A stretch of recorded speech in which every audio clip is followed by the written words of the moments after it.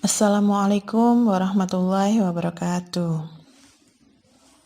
Segala puji bagi Allah yang telah melimpahkan kepada kita nikmat sehat, nikmat iman, nikmat lapang, dan kenikmatan lain yang tak terhingga sehingga kita dapat melaksanakan kegiatan MPLS pada hari ini. Sholawat serta salam semoga tetap tercurah kepada junjungan kita Baginda Nabi Muhammad SAW yang senantiasa kita nantikan syafaatnya hingga di yaumul kiamah kelak. Pertama, perkenalkan nama saya Ibu Isti Maftufah. Saya akan mengampu mata pelajaran Pendidikan Agama Islam dan Budi Pekerti di kelas 7E dan juga di 7F. Di kelas 8 saya juga mengampu PAI dari kelas 8A sampai dengan 8F. Pada kesempatan ini saya akan menyampaikan materi tentang pembinaan mental keagamaan.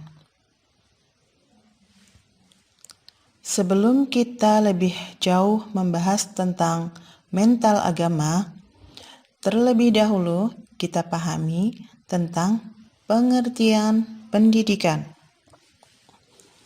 Pendidikan adalah usaha sadar dan terencana untuk mewujudkan suasana belajar dan proses pembelajaran agar peserta didik secara aktif mengembangkan potensi dirinya untuk memiliki kekuatan spiritual keagamaan, pengendalian diri, kepribadian, kecerdasan, akhlak mulia, serta keterampilan yang diperlukan dirinya, masyarakat, bangsa, dan negara.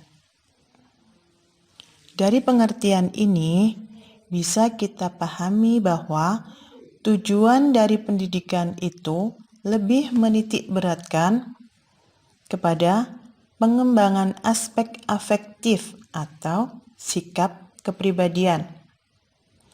Di antaranya ditunjukkan dalam kekuatan spiritual keagamaan, pengendalian diri, kepribadian, dan akhlak mulia. Kesemuanya itu dapat dikatakan sebagai bentuk mental agama.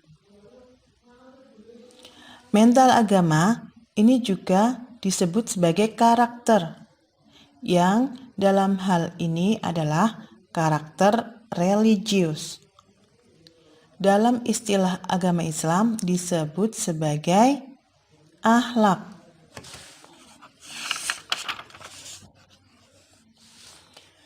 Dalam pandangan Islam, akhlak memiliki kedudukan yang sangat penting. Hal ini antara lain dijelaskan. Yang pertama, orang yang paling sempurna adalah yang baik akhlaknya.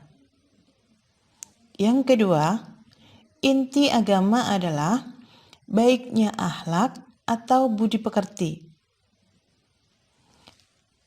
Yang ketiga, akhlak adalah inti pokok agama di samping akidah dan syariah, yang dalam istilah lain disebut trilogi agama Islam, yaitu akidah, syariah, dan akhlak.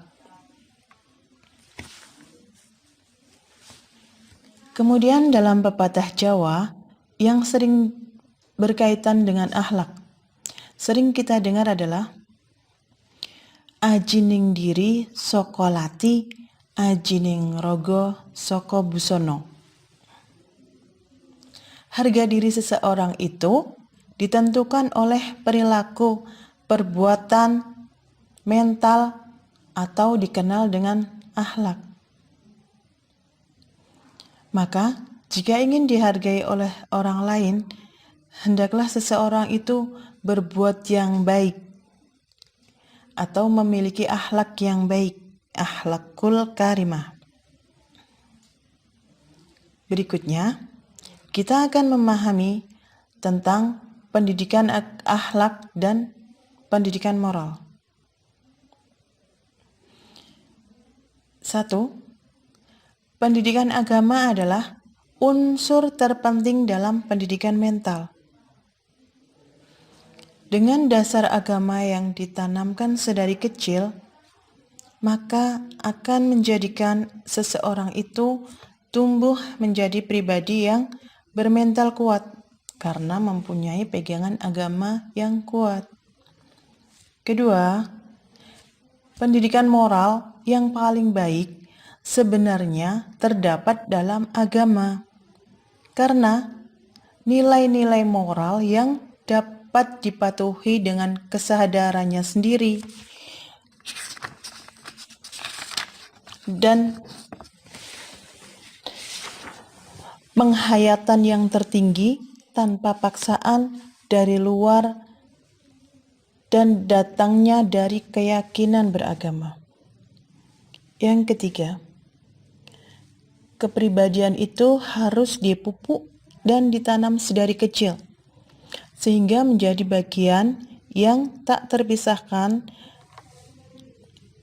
dari kepribadian anak hingga dewasa kelak.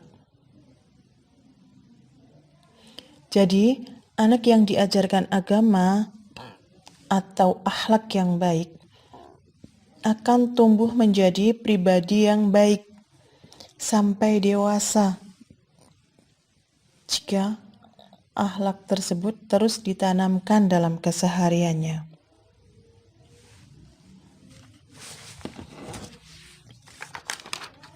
Pembinaan mental agama di sekolah. Salah satu caranya adalah dilakukan melalui proses kegiatan belajar mengajar di sekolah.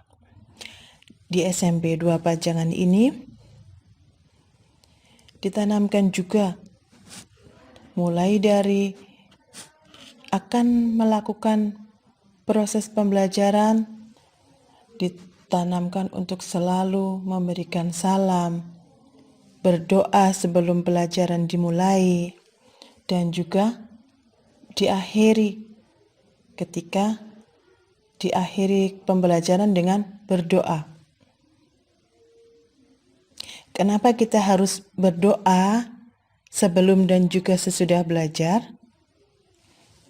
Supaya ilmu yang kita dapat akan menjadi berkah.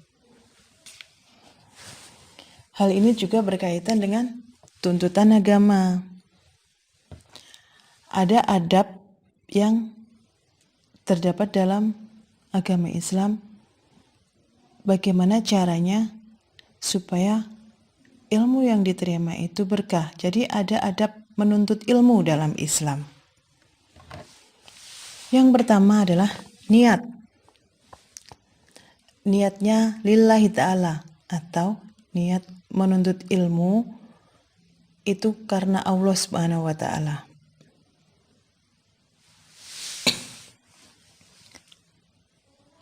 Yang kedua, selalu berdoa saat menuntut ilmu. Supaya apa?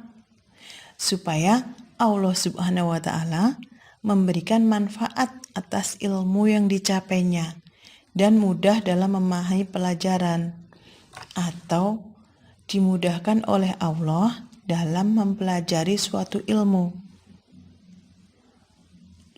Yang ketiga, bersungguh-sungguh dalam menuntut ilmu. Jadi, ketika menuntut ilmu, hendaklah bersungguh-sungguh dan selalu bersemangat untuk mendapatkan ilmu yang bermanfaat. Tuntutlah ilmu seolah-olah tidak pernah kenyang dengan ilmu yang didapatkan, dan hendaklah kita berkeinginan untuk menambah ilmu kita. Rasulullah bersabda, "Dua orang yang rakus tidak pernah kenyang, yaitu orang yang rakus terhadap ilmu dan tidak pernah kenyang dengannya, dan orang yang rakus terhadap dunia dan tidak kenyang dengannya." Rakus yang pertama adalah yang baik.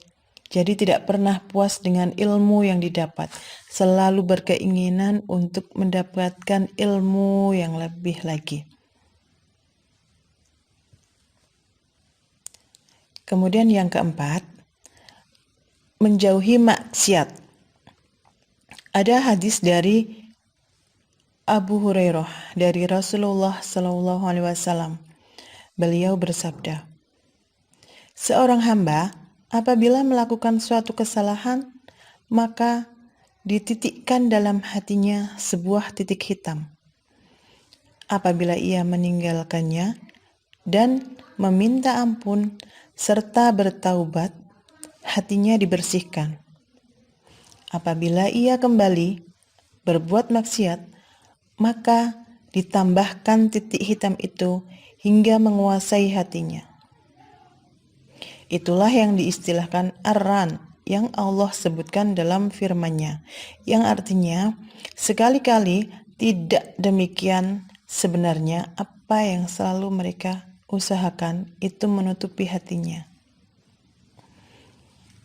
Maka agar kita mendapatkan ilmu yang bermanfaat dan penuh berkah, maka kita harus menjauhkan diri dari perbuatan maksiat dan perbuatan-perbuatan yang tidak bermanfaat. Karena perbuatan maksiat atau perbuatan buruk akan membuat otak menjadi sulit untuk berkonsentrasi, sehingga ilmu yang ditangkap sulit untuk dipahami.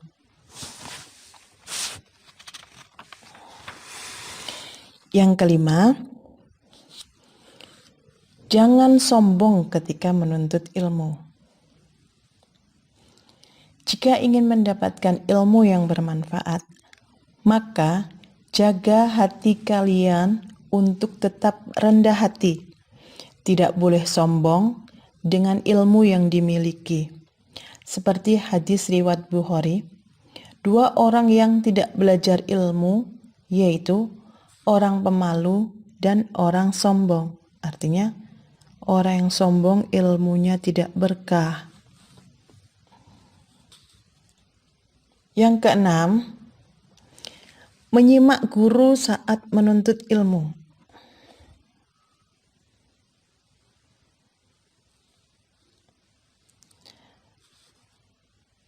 Dan apabila dibacakan Al-Quran, maka dengarkanlah baik-baik dan perhatikanlah dengan tenang agar kamu mendapat rahmat. Itu adalah arti dari salah satu firman Allah tentang menuntut ilmu, yaitu dengan menyimak guru atau seseorang yang sedang memberikan ilmu kepada kita merupakan salah satu adab dalam menuntut ilmu. Jangan berbicara atau melakukan hal lain yang tidak ada hubungannya sama sekali dengan pelajaran yang disampaikan saat menuntut ilmu. Dalam artian, harus fokus untuk mendengarkan dan menyimak ketika guru sedang menyampaikan ilmu kepada peserta didik, kepada kalian semua. Nah, mulai sekarang perbaiki niatnya. Kalian berniat sekolah untuk menuntut ilmu lillahi ta'ala. Kemudian lakukan yang menjadi adab atau tata cara menuntut ilmu. Dan usahakan tetap fokus dan bersungguh-sungguh dalam menuntut ilmu. Tetap semangat menuntut ilmu di mana saja.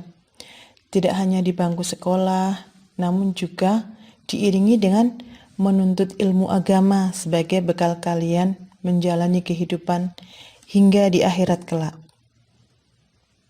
Begitu juga dengan saat ini, ketika kalian harus menuntut ilmu dengan cara daring, harus tetap semangat dan juga tetap fokus supaya ilmu yang kalian dapatkan menjadi berkah. Cukup sekian yang bisa saya sampaikan, semoga bermanfaat. Akhirul kalam, wassalamualaikum warahmatullahi wabarakatuh.